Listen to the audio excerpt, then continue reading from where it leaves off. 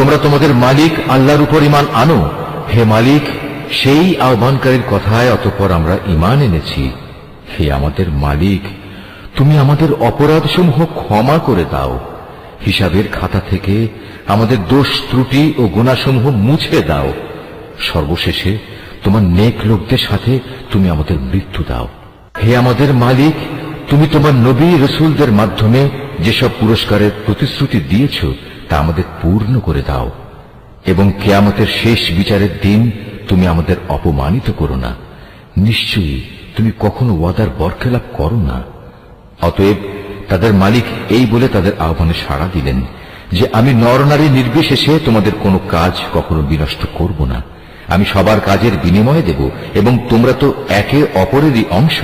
অতএব তোমাদের মাঝে যারা নিজেদের ভিটে মাটি ছেড়ে হিজরত করেছে এবং যারা নিজেদের জন্মভূমি থেকে বিতাড়িত হয়েছে